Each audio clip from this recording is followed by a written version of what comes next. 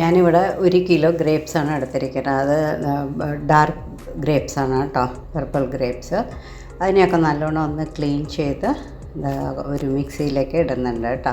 മിക്സിയിലിട്ടിട്ട് ഒരു ഡർ വേറൊരു ഡർ 2 ഡർ മതി കേട്ടോ, അല്ലെങ്കിൽ കുരുവൊക്കെ അരിഞ്ഞു പോകും. ഓക്കെ, എന്നിട്ട് നമ്മളതിനെ ഒരു വൈൻ ജാറിലേക്ക്, അത് എയർ ടൈറ്റ് കണ്ടെയ്നറിലേക്ക് മാറ്റുകയാണ് കേട്ടോ.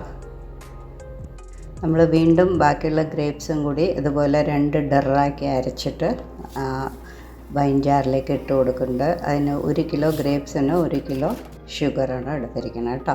ഒരു 10 ഗ്രാമ്പ് ഇടുന്നുണ്ട് അതിൽ. പിന്നെ അതിലേക്ക് ഒരു 4 പട്ട, ഏകദേശം കുറച്ച് വലിയ സൈസാണ് കേട്ടോ. പിന്നെ 1 ലിറ്റർ തിളപ്പിച്ചാറിയ വെള്ളമാണ് ഇട്ട് കൊടുക്കുന്നത് കേട്ടോ. എന്നിട്ട് എല്ലാം കൂടി ഒന്ന് നല്ലോണം മിക്സ് ചെയ്യുന്നുണ്ട്. മിക്സ് ചെയ്തിട്ട് അതിലേക്ക് ഒരു സ്പൂൺ ആക്റ്റീവ് ഈസ്റ്റ് ഇട്ട് കൊടുക്കുന്നുണ്ട് കേട്ടോ. ഒന്നുകൂടി മിക്സ് ചെയ്ത ശേഷം എയർ ടൈറ്റാക്കി ജാറിനെ നമ്മൾ അതിനെ ഒന്ന് നല്ലോണം കെട്ടി വയ്ക്കുന്നുണ്ട് കേട്ടോ. നമ്മൾ ഒഴിക്കുന്ന ജാറിൽ ഒരു പൊട്ട് വെള്ളം ഉണ്ടാവാൻ പാടില്ല, പ്രത്യേകം ശ്രദ്ധിക്കണം. അത് അടുത്ത ദിവസം നമ്മൾ അതിനെ തുറക്കുകയാണ് കേട്ടോ. തുറന്നപ്പോൾ ഫെർമെൻ്റായിട്ട് തുണിയിൽ മുഴുവനായിട്ടുണ്ടായിരുന്നു. അപ്പോൾ വേറൊരു തുണി കൂടി മാറ്റി കൊടുക്കുന്നുണ്ട് കേട്ടോ ഞങ്ങൾ. എന്നിട്ട് അതിനെ ഒന്ന് തുറന്ന് നോക്കിയിട്ട് അതിനെ നല്ലോണം ഒന്ന് എഗെയിൻ മിക്സ് ചെയ്ത് കൊടുക്കുന്നുണ്ട് അടുത്ത ദിവസം. ഓക്കെ,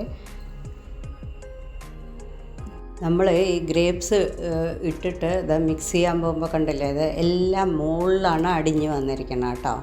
അപ്പോൾ ലാസ്റ്റ് ആകുമ്പോഴേക്കും എന്താണ്, കുറേ ദിവസം കഴിയുമ്പോഴേക്കും ഈ ഗ്രേപ്സിൻ്റെ വേസ്റ്റ് എല്ലാം കൂടി താഴേക്ക് അടിഞ്ഞു കൂടും കേട്ടോ. അങ്ങനെയാണ് ചെയ്യുക. ഓക്കെ, ഇതിപ്പോൾ ഞങ്ങൾ ഇളക്കി കൊടുത്ത ശേഷം അതിനെ ഒന്ന് വീണ്ടും കെട്ടി വയ്ക്കുകയാണ് കേട്ടോ.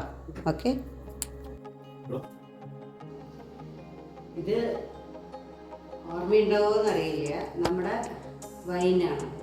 നമ്മൾ ഏകദേശം ഈ വൈൻ ഇട്ട് വെച്ചിട്ട് ഒരു 68 ദിവസമായി കേട്ടോ. ഇന്നാണ് അതിനെ ഒന്ന് ഓപ്പൺ ചെയ്ത് അതിനെ ഒന്ന് അരിച്ചെടുത്തിട്ട് നമ്മളൊന്ന് ടേസ്റ്റ് ചെയ്ത് നോക്കാം. ഓക്കെ, വരും. ഞാൻ പറഞ്ഞില്ലേ, ആ ജാറ് കണ്ടാൽ അറിയാം. കണ്ടോ, എല്ലാം താഴെയാണ് പടിഞ്ഞിരിക്കുന്നത്. നമ്മൾ ഇട്ടുമ്പോൾ മുകളിലായിരിക്കും. പിന്നെ അത് ഗ്രാജുവലി താഴെ എല്ലാം അങ്ങനെ ദിവസങ്ങളാകും തോറും അത് അലിഞ്ഞലിഞ്ഞ് താഴെയാണ് അത് ചേർന്ന് വരിക കേട്ടോ. ഇതിപ്പോൾ കണ്ടോ, നല്ല ക്ലിയർ ആയിട്ടുണ്ട്, നല്ല കളറുണ്ട് അല്ലേ, അടിപൊളിയായിട്ടുണ്ട്, കാണാനും നന്നായിട്ടുണ്ട് കേട്ടോ.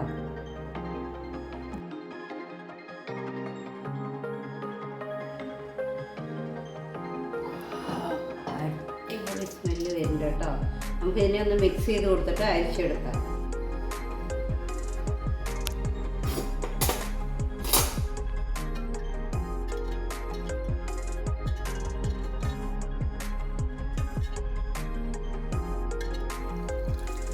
അരിച്ചെടുക്കുമ്പോൾ ഞാൻ ആദ്യം ഒരു വലിയ അരിപ്പ് വെച്ചിട്ടാണ് അരിച്ചെടുത്തത്. അപ്പോഴും താഴെ കുറച്ച് കരടൊക്കെ ഉണ്ടായിരുന്നു. അപ്പോൾ പിന്നെ രണ്ടാമത് ഞങ്ങൾ വിചാരിച്ചു ശരി ഒരു ക്ലോത്ത് എടുത്തിട്ട് അത് അരിച്ച് കഴിഞ്ഞ ശേഷം നമ്മൾ അരിക്കുമ്പോഴും തന്നെ പാത്രത്തിലോ നെറ്റിലോ ഒന്നും ഒരു വെള്ളത്തിൻ്റെ അംശവും ഉണ്ടാവാൻ പാടില്ല കേട്ടോ. ഇതൊക്കെ ഫോളോ ചെയ്യണം. അതേപോലെ തുണിയിലും തന്നെ അരിക്കുമ്പോൾ അതും തന്നെ തുണിയും തന്നെ വെറ്റായിരിക്കരുത്. ഓക്കെ, എന്നിട്ട് അതിലേക്ക് അരിച്ചെടുക്കുക. ഒരു തുള്ളി വെള്ളം നമ്മൾ ഉപയോഗിക്കുന്ന സ്പൂണോ പാത്രത്തിലോ ഒന്നിലും പാടില്ല കേട്ടോ. അത് കെയർഫുള്ളായിരിക്കണം. ഇപ്പോൾ നമ്മുടെ വൈൻ തയ്യാറായിരിക്കുകയാണ്. ഒരു 3-4 പ്രാവശ്യമൊക്കെ ഒന്ന് അരിക്കേണ്ടി വന്നു കേട്ടോ. അതാണ് ഇങ്ങനെ ക്ലിയർ ആയിട്ട് കിട്ടാൻ വേണ്ടിയിട്ടത്.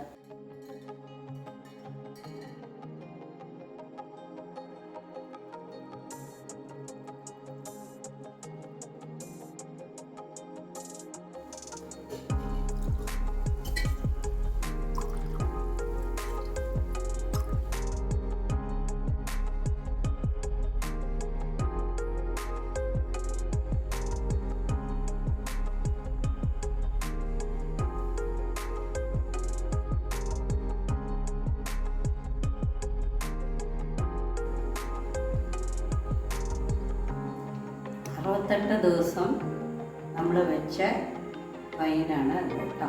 ഇന്നാണ് അതിനെ എടുക്കുന്നത്. Happy cooking.